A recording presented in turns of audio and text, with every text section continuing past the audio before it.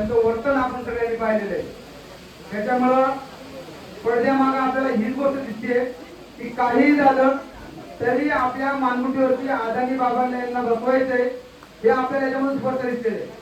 परंतु त्यांना एका गोष्टीची आपण आजच जाणीव करून दिलेली आहे की आमचा इतिहास हा ऐरागेरेंचा नाहीये. आम्ही 1600 मावळे एका वेळेस शिरकाम केलेला आहे.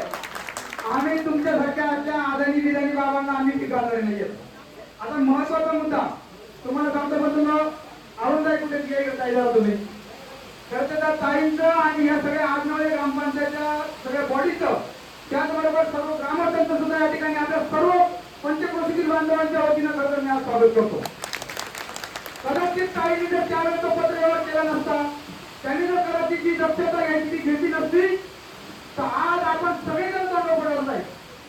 कारण प्रशासन काय करतंय आणि कशा पद्धतीने गावठी जातंय याची कल्पना आज आपल्याला आलेली आहे. त्याच्यामुळे ताई तुमचं खरंच मनापासून या ठिकाणी खरं आभार मानतो सर्व नागरिकांच्या वतीनं.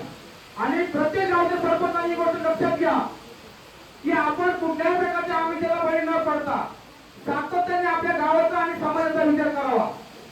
आता महत्वाचा मुद्दा तुमच्यासमोर सांगतो. आता आमदार महोदयांनी पण सांगितलेला आहे आपल्याला की प्रत्येक ग्रामपंचायतचा एक ठराव आजच्या मिटिंगचा रेफरन्स त्याला द्यायचा आणि तो रेफरन्स देऊन एक ग्रामपंचायतचा ठराव करा की अशा मीटिंग मध्ये आमच्या सर्व पंचक्रोशीतील आमच्या सर्व गावातील नागरिकांनी या प्रकल्पात 100% विरोध केलेला आहे असं आम्ही या पत्राद्वारे आपल्याला कळवत आहोत.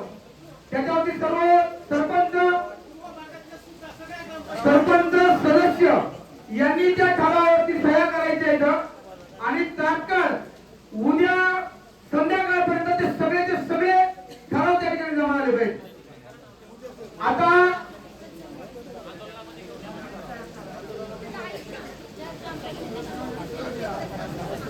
सगळ्या कोणी म्हणून माझ्या ग्रामपंचायत नोटीस आलेली नाहीये असं अजिबात करू नका. कोपऱ्या मांड्यापासून तर अगदी आंब्या हातवीस पर्यंत जेवढी काही आपली पेसा क्षेत्रातील गाव आहेत त्यांनी तर कराच, पण सुरज भाऊ आणि सगळ्या टीमला पण माझी विनंती आहे पूर्व भागाचा सुद्धा ग्रामपंचायतीत ठराव करायला हवा. कारण आपल्या या तालुक्यामध्ये अशा प्रकारचे प्रकल्प आपल्याला नको आहेत आणि म्हणून उद्या संध्याकाळपर्यंत तुम्हाला त्या ठरावाचा ड्राफ्ट जो आहे तो आपल्याला सरपंच ग्रुपवरती येईल. मला वाटतं सरपंच बांधवांचा आपले ग्रुप आहे त्या ग्रुपवरती तो ड्राफ्ट आम्ही सगळेजण पाठवतो. प्रत्येकाने अगदी तातडीने तो ठराव त्या ठिकाणी तयार करा आणि उद्या किंवा परवा सकाळी आपण सर्वजण ते ठराव घेऊन कलेक्टर साहेबांना देणार आहोत.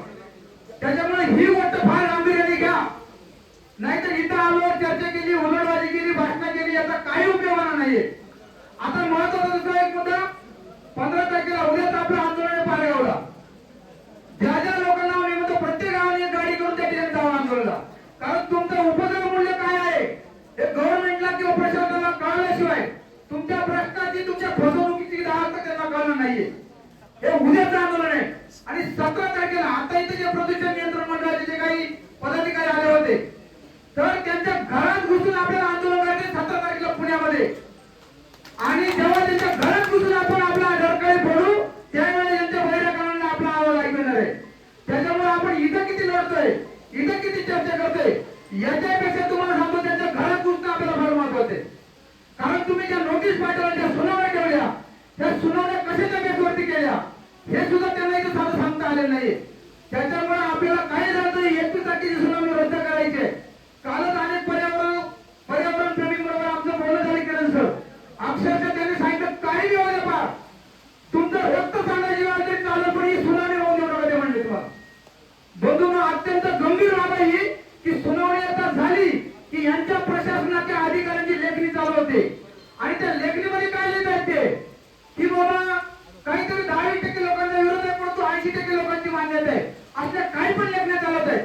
लेखणीची ताकद याच्या अगोदर आपण पाहिजे अगदी मनुस्मृतीपासून आजपर्यंत आपण लेखणीची ताकद काय ते वेगवेगळ्या अंगाने आपल्याला अनुभवायला भेटलेले म्हणजे ज्यांच्या हातात सत्ता तोच पाठ झालेला आहे. त्याच्यामुळे आपण एक गोष्ट लक्षात घ्या या प्रशासनाच्या लेखण्या कशा फिरवतील ते याची कल्पना आता आपल्याला आलेली आहे. आणि म्हणून बंधूंनो माझी विनंती आपल्या सगळ्यांना आपली तुम्हाला विनंती आहे सगळ्यांना कुणाच्या गाड्या इकडे रस्त्यात असतील ना त्यांच्या गाड्या बरोबर करा. हे बघा MS14FC 2693 ही गाडी कुणाची आहे ती काढा. त्याचबरोबर MS14 HK 2687 ही एक गाडी आहे. मला वाटतं आज तकची गाडी आहे ही. तर त्या गाड्या पहिल्या काढा, कारण बरेचशा 20-25 गाड्या रस्त्यामध्ये अडकलेल्या आहेत. तर बघून ही गोष्ट आपण प्रामुख्याने लक्षात घ्या. त्याच्यामुळे ही सुनावणी कुठल्याही परिस्थितीत रद्द करावी लागेल. आणि एकदा ती झाली ना झाली का आपण सगळ्यांनी तुम्हाला सांगतो टाळ्या वाजायला सावध राहावं लागेल आपल्याला, कारण आपल्याला काही शिल्लक राहणार नाही. म्हणून माझी विनंती आहे की उद्या संध्याकाळपर्यंत सगळे ठराव तयार करा. ते ठराव वाटलं तर तिथं उपोषणाच्या ठिकाणी आमच्या मी तिथंच आहे. मी 24 तास त्या ठिकाणी आहे. माझ्याकडे आणून जमा का वाटत तरी आपलं शिष्टमंडळ आहे, किरण सर आणि आम्ही सगळे नाव होतं. आपण ते घेऊन जाऊ तात्काळ कलेक्टरांकडे, हे या ठिकाणी सांगतो. आणि 17 तारखेच्या प्रदूषण नियंत्रण मंडळाच्या दारामध्ये आपलं आंदोलन होणार आहे. सगळ्या नागरिकांना विनंती, जितक्या ताकदीने जावं लागलं आपल्याला तितक्या ताकदीने जा. प्रत्येक सरपंचाला आणि गावाला माझी विनंती आहे, गाड्या करा, 2-2, 4-4 गाड्या करा. आपण यात्रेला वगैरे इकडे 500-500 रुपयावर आणि 1000 रुपयावर देतो. गाड्या करा बंधूंनो, आणि जास्तीत जास्त संख्येने यांच्या घरामध्ये घुसायचे आपल्याला, हे ठरवून घ्या पहिल्यांदा. तसं हे प्रशासन आपल्याला दाद देणार नाहीये. आमचा अनुभव आहे. मी 15-16 वर्ष चळवळीमध्ये काम केलेलं आहे. लांडे साहेबांनी आपलं आयुष्य राजकारणामध्ये घालवले, चळवळीमध्ये घालवलेलं आहे. त्याच्यामुळे प्रशासन तुम्हाला इतका सहजासहजी दाद देणार नाही. घरातच घुसावं लागलं आपल्याला. त्याच्यामुळे माझी विनंती की गाड्या करा. प्रत्येक ग्रामपंचायतच्या सगळ्या तरुण बांधवांना माझी विनंती आहे, सरपंचांच्या मागे लागा, गाड्या बनवण्यात, गाड्या तयार करा त्याच्यामध्ये, आणि तिथं जायचं आपल्याला, हे आपण ठरवून घ्या.